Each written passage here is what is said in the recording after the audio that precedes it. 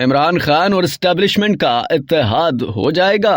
इमरान खान ने किन लोगों की ड्यूटी लगाई है? सीनियर सहाफ़ी का बड़ा दावा।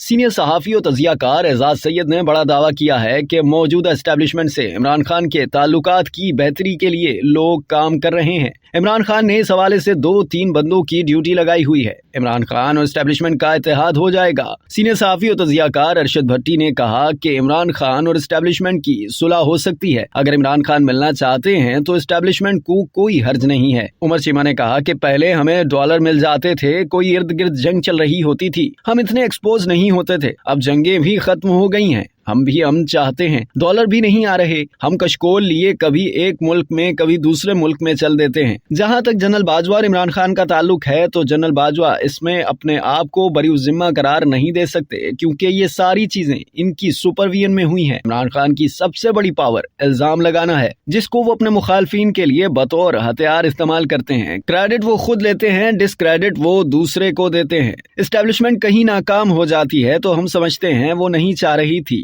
पीडीएम ने इस बहरान को खुद दावत दी है। वो समझते थे कि कोई ऐसी रेवड़ियां हैं जो उनको नहीं मिल रही। उमर चीमा ने मजीद कहा कि अगर पीडीएम इलेक्शन के बाद आती तो फिर इमरान खान को मोरिद इल्जाम ठहराती। इस बहरान का आगाज इमरान खान के दौर में हो चुका था। हुकूमत ने नैब के कवानीन तब्दील कर दिए हैं, लेकिन इनकी अपनी सियासत खत्म हो गई है। सूरत हाल बड़ी गंभीर है। कुछ चीजें ऐसी हैं जो पहली दफा होने जा रही हैं। अब तक के लिए इतना ही। मजीद जानने के लिए सब्सक्राइब कीजिए डेली जंग यूट्यूब चैनल और लाइक कीजिए डेली जंग फेसबुक पेज।